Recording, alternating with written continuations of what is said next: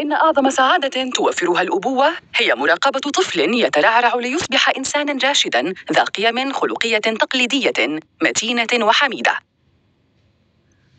ملخص كتاب كيف نبني العائلة: المبادئ الأساسية الخمسة للتربية الفعالة للأطفال.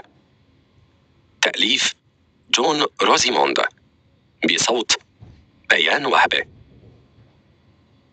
في الستينيات بدأ أخصائيو الصحة النفسية يروجون مفاهيم جديدة للرعاية الأبوية ونبذ مبادئ التربية التقليدية، فطرحوا فكرة أن العائلة ترتكز على تربية الأطفال والاهتمام بهم بدلاً من ارتكازها حول الوالدين، لدرجة يمكن القول إن الأب والأم أبطلا زواجهما وتزوجا أطفالهما. ومنذ ذلك الوقت تغيرت أحوال الأسر، لكن ما يسهى عنه الكثيرون هو حقيقة أن التربية الفعالة للأطفال تعتمد على زواج متين، وأن الرباط بين الأب والأم يجب أن يكون أقوى من الرباط بين الوالدين والأبناء. فالعائلة وحدة اجتماعية تبنى بالضرورة على زواج متين، وعلى الزوج والزوجة رفض النظرية المثالية القائمة على مبدأ كلما زاد اهتمامك بطفلك زاد ارتباطك به، وكلما زاد ما تفعله من أجل طفلك أصبحت أباً أو أماً أفضل. وعلى الأطفال أن يتعلموا المعنى الحقيقي للزواج والقيم التي ينطوي عليها، وما من شيء يفقد الأطفال الشعور بالأمان أكثر من خوفهم من أن تكون العلاقة بين والديهم مهتزة. وهنا ستجد ما يثبت ما أتحدث عنه. الفصل الأول: اهتمام الوالدين بطفلهما على نحو مبالغ به قد يجعله أنانياً.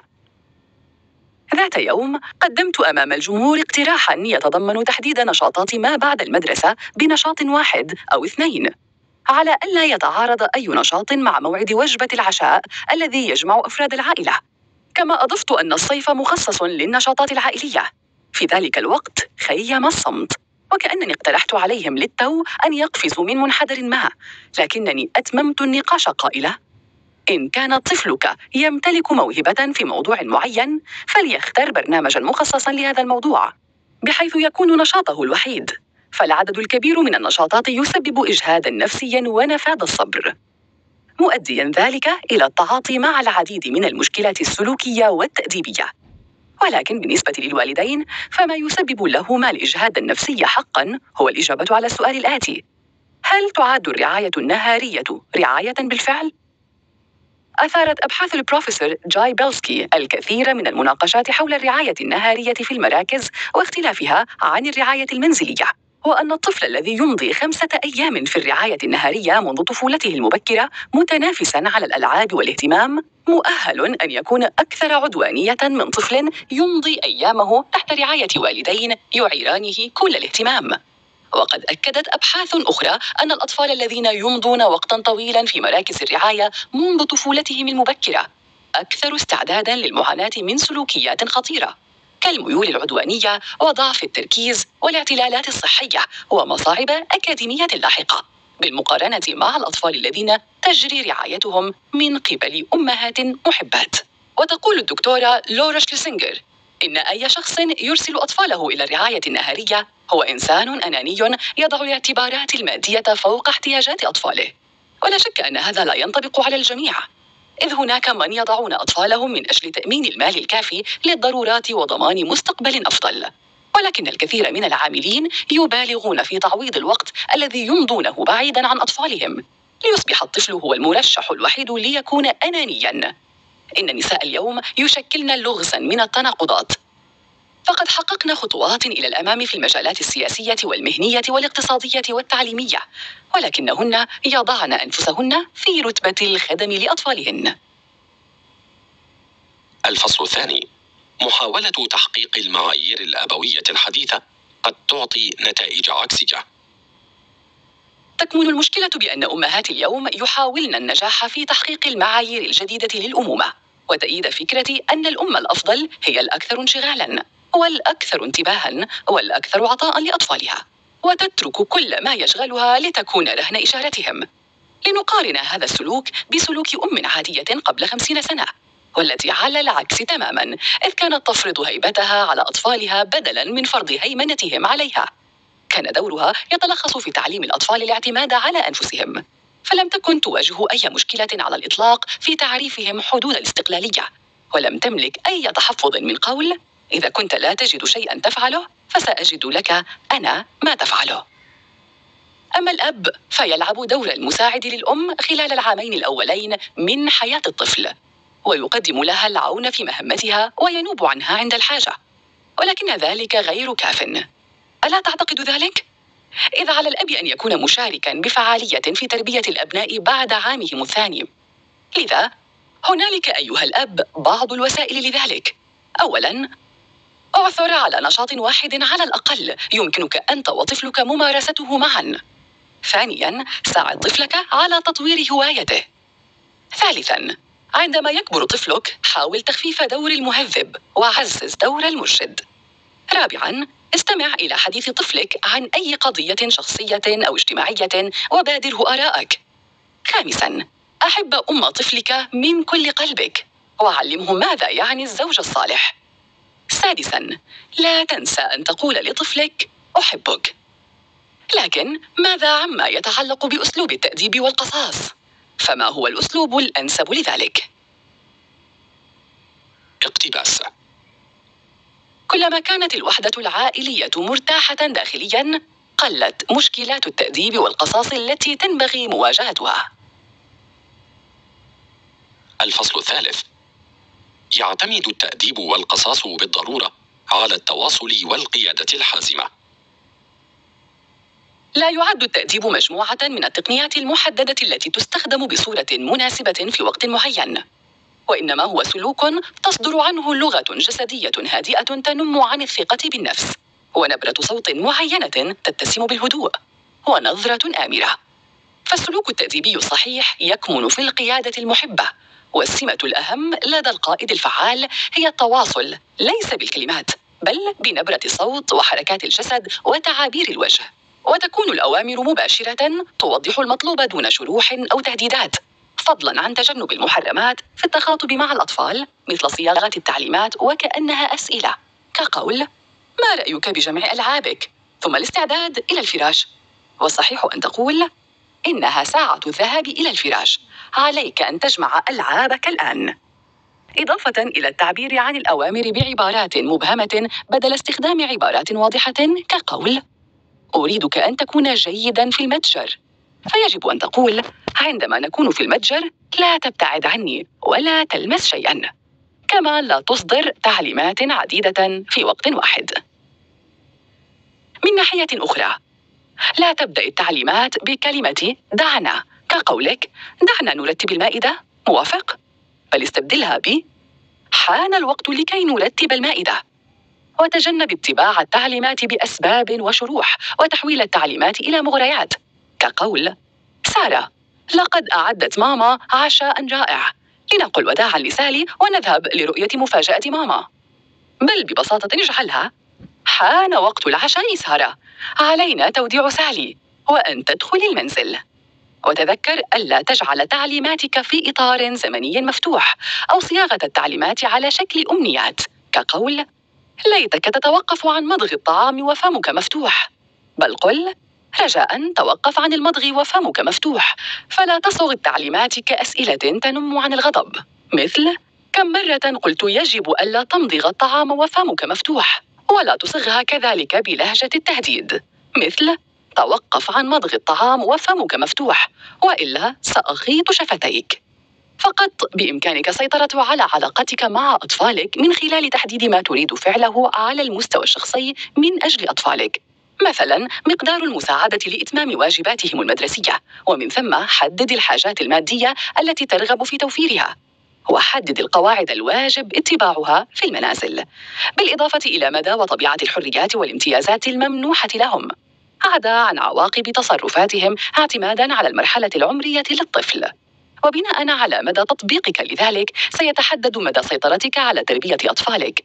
فابدأ من العام الثاني للطفل في وضع الأسس بثبات وتحديد ما تقبله وترفضه، فذلك كفيل بأن تنشئ أطفالاً يتمتعون بنفسية مطمئنة متحلين بروح المسؤولية، وفيما يأتي ستجد ما يسهم في ذلك. الفصل الرابع: لا تبالغ بمدح طفلك، وعلمه التواضع والاحترام. من السهل على الإنسان أن يستسلم لطبيعته المتمحورة حول ذاته لتبرير نوبات الغضب والأنانية والغيرة والطمع. لذلك على الآباء إعطاء الأبناء إحساساً بالالتزام الاجتماعي واحترام الآخرين، ومعرفة الفارق بين قولك أنت متميز جداً بالنسبة إلي، أو أنت واحد من أكثر الأشخاص تميزاً في العالم برمته. كما ينبغي تعليم الطفل المسؤولية الاجتماعية واحترام الآخرين، وبذل قصارى جهده بفعل ما هو صحيح من تلقاء نفسه دون مراقبة. ويمكن تحقيق ذلك بتطبيق 5 مبادئ تشمل مدح الفعل وليس الطفل، وعدم المبالغة في المدح والإطراء، حتى لا يصبح الطفل مدمناً على جرعات منتظمة من الإطراء. وينبغي عدم القيام إلا بما يعجز الطفل عن القيام به. وتذكر أن الأطفال يستخفون بقدراتهم. علم أولادك أن الخيارات تؤدي إلى تبعات، وعندما يسيء التصرف فإنهم سيعاقبون. علمهم الآداب الحميدة مثل قول من فضلك، شكراً، أنا آسف، عفواً.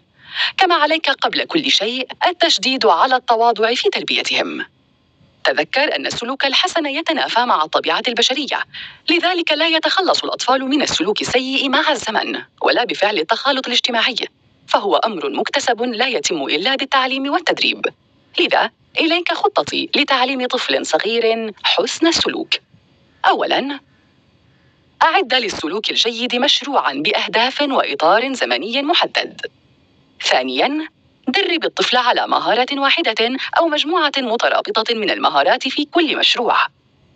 ثالثاً، درب الطفل على آداب السلوك قبل حلول المناسبات التي تستدعي منه أن يتصرف على ذلك النحو. رابعاً، ذكر الطفل بالسلوك الملائم عند الحاجة، ولكن بلطف دون إحراجه. خامساً، امدح الطفل دون مبالغة والتزم الموضوعية. ومن أفضل النصائح لتعليم أبنائك الفضائل هي تعليمهم أهمية القيم الدينية والذهاب إلى دور العبادة، إذ تشير جميع الأبحاث بوضوح إلى أن الأطفال الذين يتلقون تعليماً دينياً ينالون تأسيساً متيناً في القيم عن طريق الإرشاد الخلقي المستمر، كما أنهم أقل تعرضاً لخطر الانزلاق نحو ممارسات مرفوضة اجتماعياً أو مدمرة للذات من أي نوع، وبالأخص في سن المراهقة. إن الدين عامل أساسي في تلقين أطفالنا قيم الفضيلة والمهارة والإرادة اللازمة لقول لا للمخدرات المحرمة والكحول والسجائر، وكل ذلك سيؤدي بالضرورة إلى تحليهم بحس المسؤولية.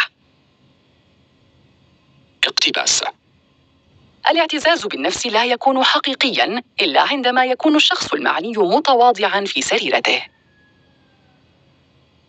الفصل الخامس: تعلم تحمل المسؤولية واحترام العائلة والمجتمع من أهم الأسس في تربية الأبناء.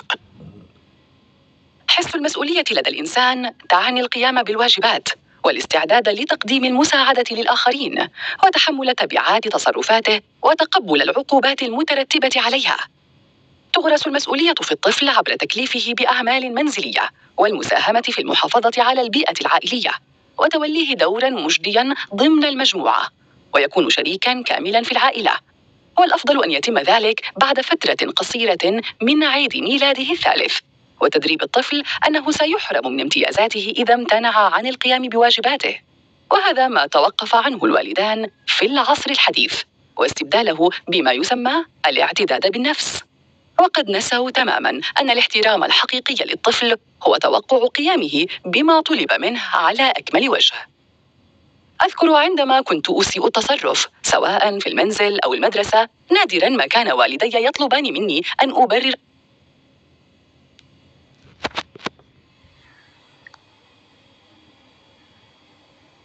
تصرفي، وإذا حاولت حتى التلميح إلى رغبتي في الشرح كانوا يقطعون الطريق علي بقولهما لا أعذار. إن مشكلة هذا الزمان هي كثرة الكلام، وهذا ليس سيئاً في حد ذاته، ولكن ليس في كل وقت وكل مكان.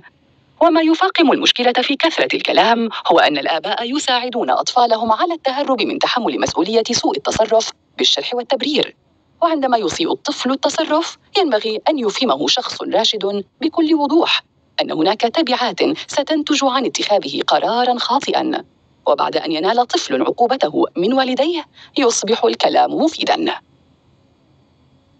فقرة بارزة من الكتاب.